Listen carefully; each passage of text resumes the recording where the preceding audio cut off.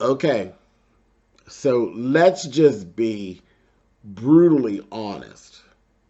If we're going to hold out and we're going to make it, this sophomore episode, episode 2, is very important. It tells the story of whether or not we're going to make it to the third, fourth, fifth, and sixth. You get where I'm going.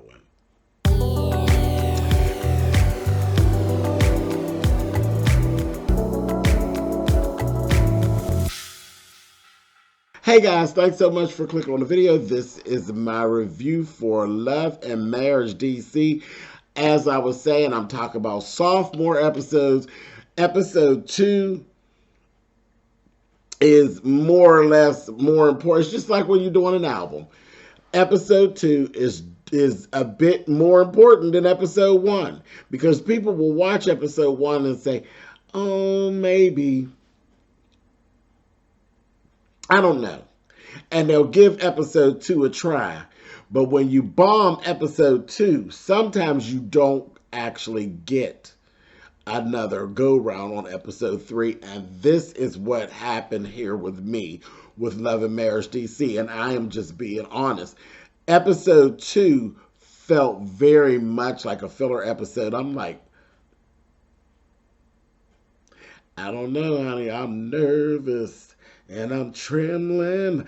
I don't know where to get in with this because this is like, okay, I'm going to say this right away. You all need to hurry up and roll out the situation with Winter. We got to roll Winter into this because the Silvas, Chris and Monique, Arena and Jamie. I could have used more Irena and Jamie, but I'm telling you from the door,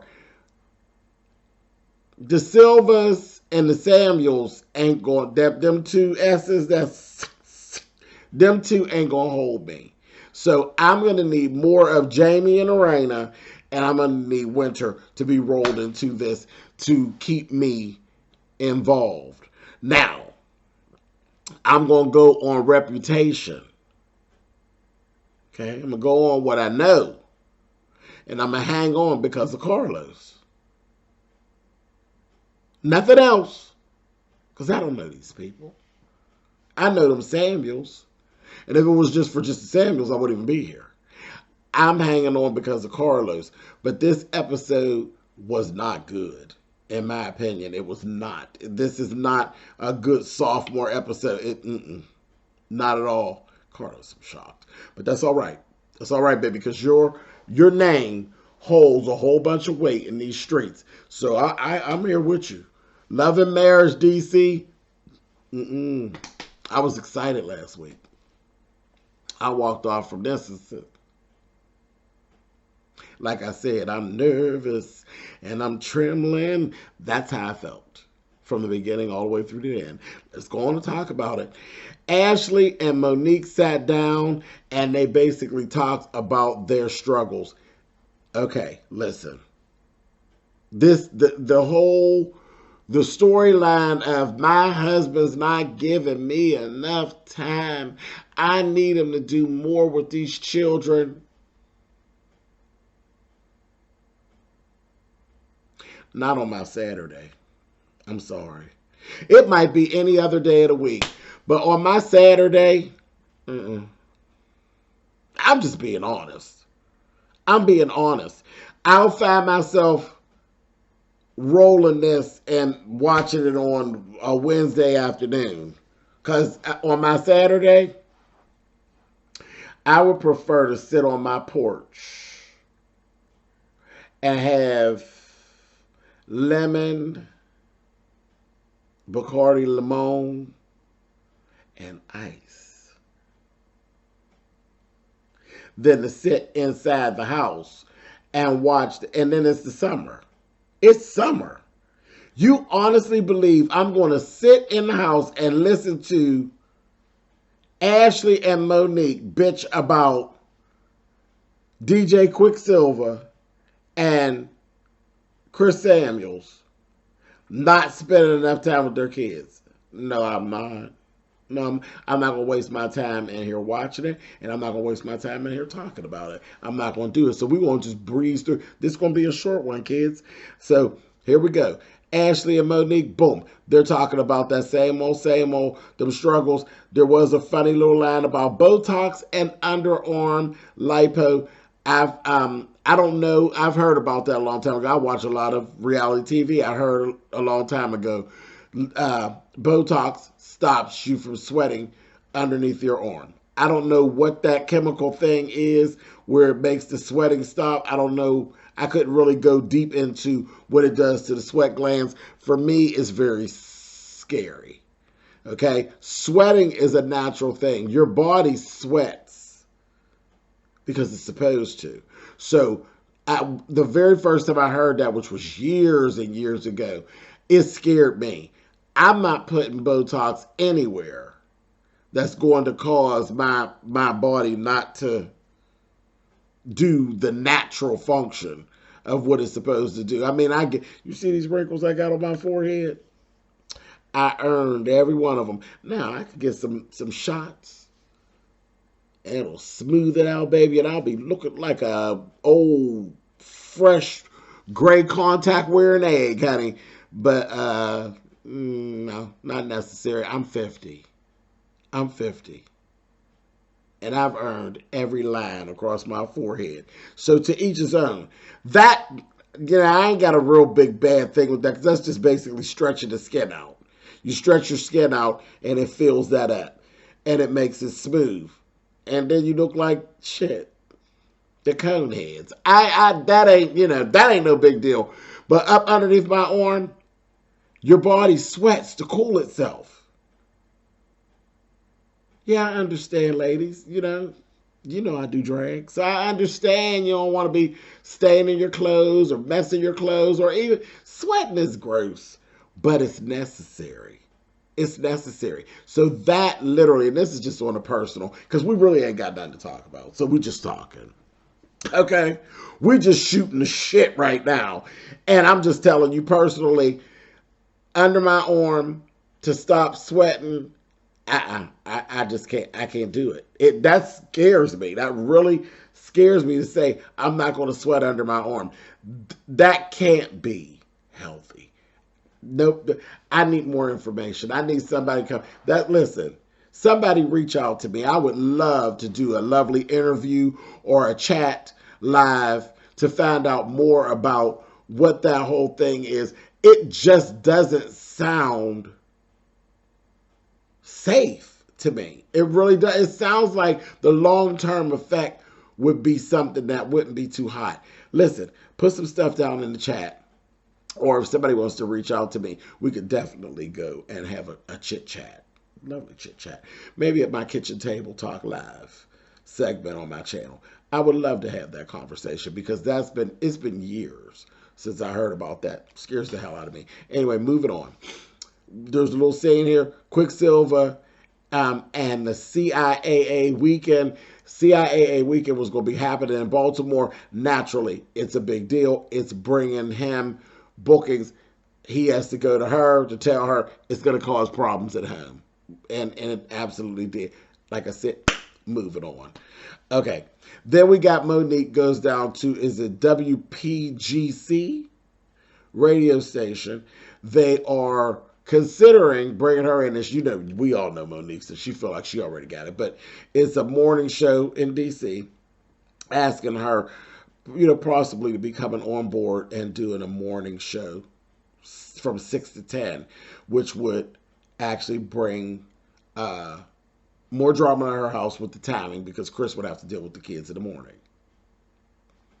Hello, dad, father, creator, spouse, duh. See, this stuff is not, this little dumb stuff here, it's not, this ain't television worthy. I'm sorry, it's not.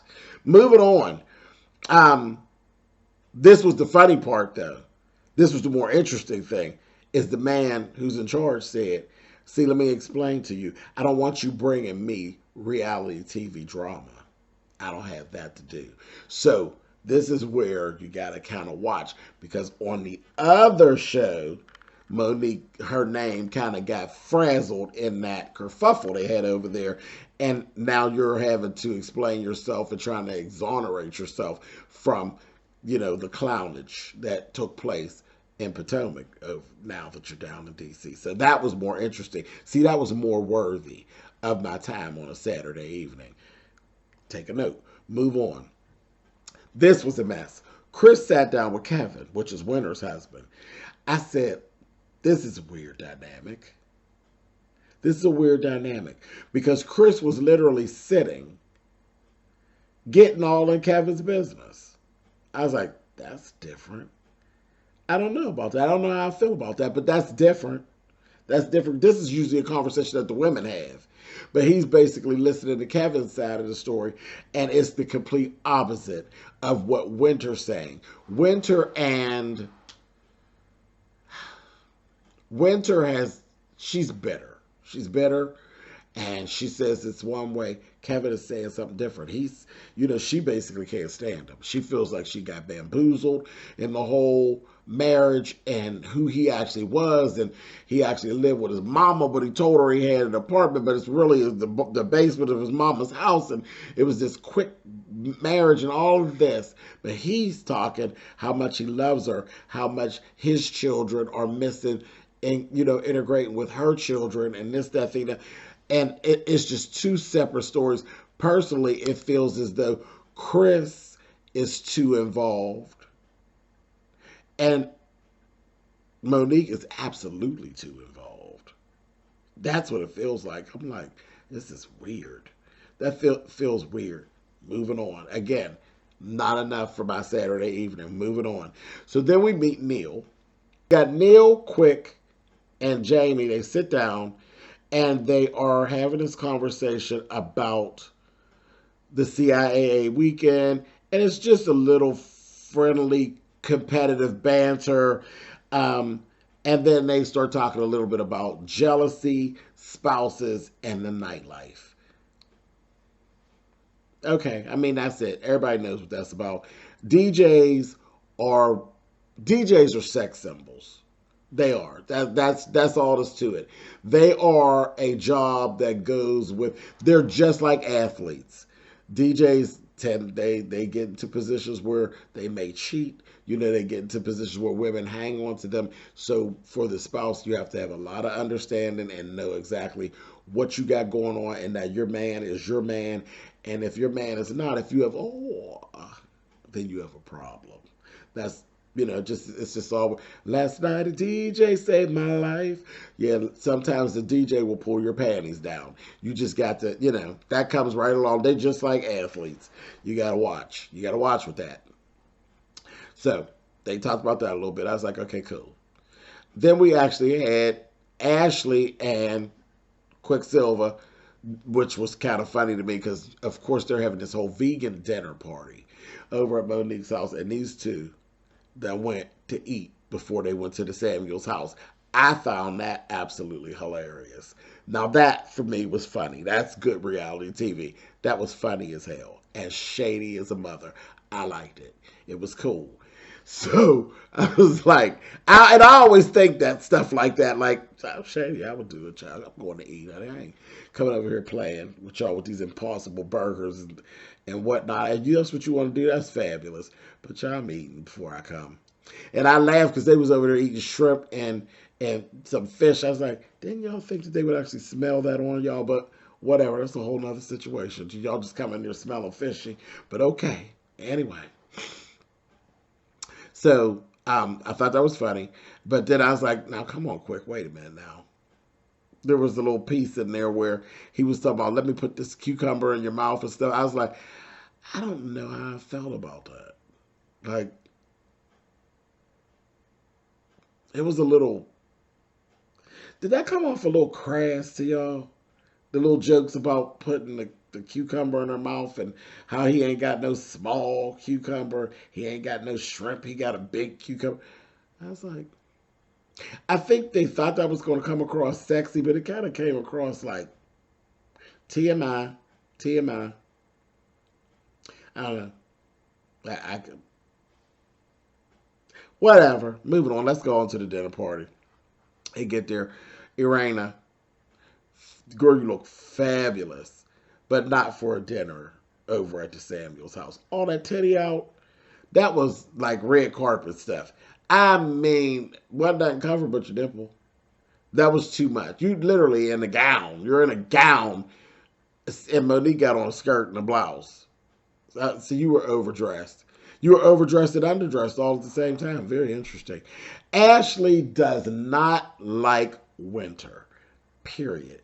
Ashley got a hard on for winter. Do you understand? There's a whole bug up Ashley's ass, and it's called winter. Okay? Winter is miserable. Winter is miserable, and she is hanging on to any and everything that a man does that she doesn't like. She's hurt. She's hurt, and again, like she feels bamboozled, and it seems like she's really hanging on to everything that a man does that she doesn't care for, because there was a whole little situation in there, and I had to run it back because Jamie shushed. He shushed Irena. And at first I didn't catch it. I was like, what's wrong with Winter? Because she spoke about it in her confessional. So, you're not that drunk. You doing that to her, treating her like that. And I was like, what did he do? And I had to go back. He did shush her. And then Chris actually told Monique to hush at one part, but she needed to shut up because she was playing victim. It can become very sickening at a point with Monique. Just sickening. That victim play, it was sickening. I had COVID, and I had it 2 times, and they didn't even give me no water. They didn't even check on me. I kind of got where Chris, because Chris is touchy. Chris is touchy. He's soft in his feelings. So she knows it, and she will do it in front of people, and she get to playing victim and put him in that position, and she knows he's going to lash out. And he did it right there in front of people, and I was just looking at the both of them like, y'all look stupid up there arguing. And then they did this little fake makeup, and they're going to argue some more later. I was just like, not on my Saturday evening. Moving on. Then we ended up with a little situation where they're just talking, and they didn't believe Irena about Jamie not being, not having some infidelity throughout their years. Okay, so you all have been basically begging them for days to tell you their business. They tell you their version of their business, and then y'all sitting there telling them that y'all basically don't believe them. I thought it was quite rude myself. Quite rude. The fact that Jamie didn't want to talk about it tells me that there could be more. But who are we to pry? All we could take is what they tell us. To start prying, I thought that was just a little bit. I didn't like that too much.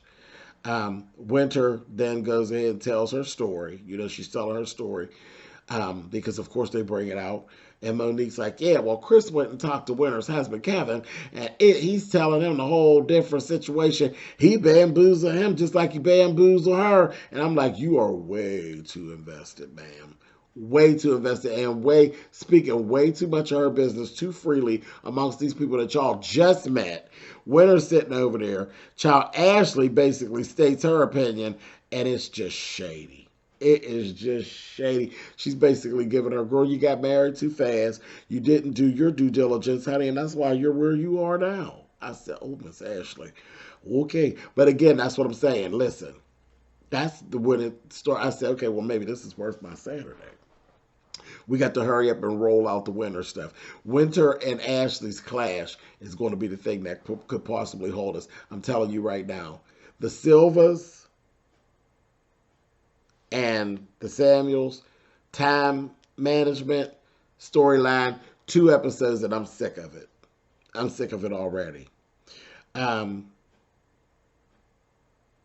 that was it. The line that killed it for me and made me say, okay, I definitely will turn it back on, when that Ashley said, I wouldn't get into a marriage with someone without seeing where they live.